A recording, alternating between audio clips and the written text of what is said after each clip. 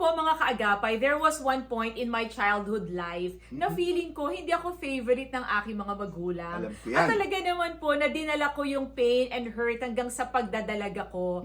I praise God, nakakilala ko sa Panginoon and He healed me from all the hurts.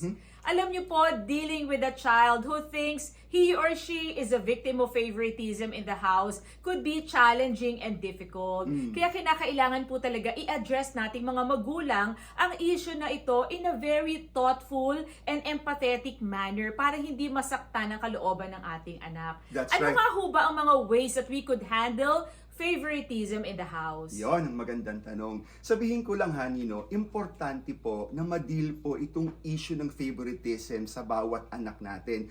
Kasi kung hindi po ito ma-address properly, chances are madadala po siya hanggat magkaroon sila ng pamilya at magkaroon sila ng sariling mga anak nila.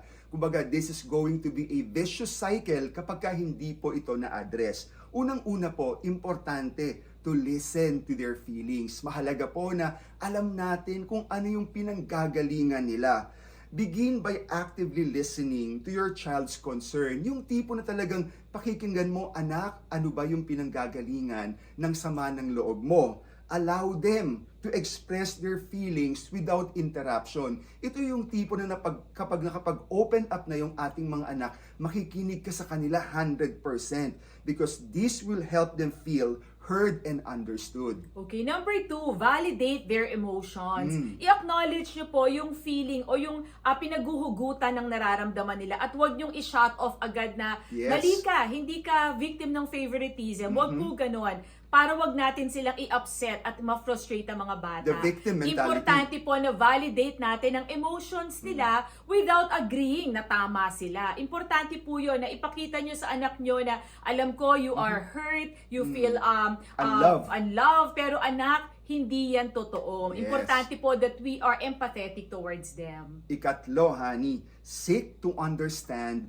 where are they coming from. Importante na makita po natin kung ano yung pinaghuhugutan at pinanggagalingan ng kanilang sama ng loob.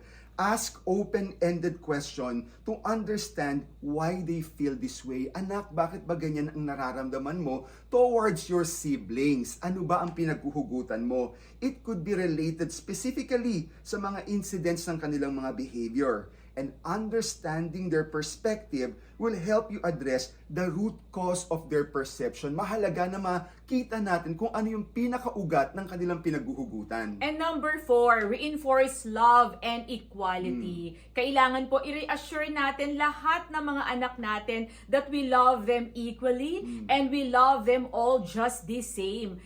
Kailangan po i-emphasize natin sa mga anak natin na they have different personalities. At bilang mga magulang po, we only cater to them based on their personalities. Iba-iba po ang mga needs ng ating mga anak. At mahalaga po na ipaunawa natin ito sa kanila na we may be giving special attention to this sibling of yours dahil mas kailangan niya ng guidance. But that doesn't mean na hindi kayo paborito o hindi kayo mahal. Let's stop favoritism in the family. Yes. Lagi po nating tandaan ng mag-asawang sabay manalangin. Na pagtatagumpayan lahat ng suliranin. Ako po si Bong Pineda. At ako naman po si Claire para sa Happy Bahay. Happy buhay!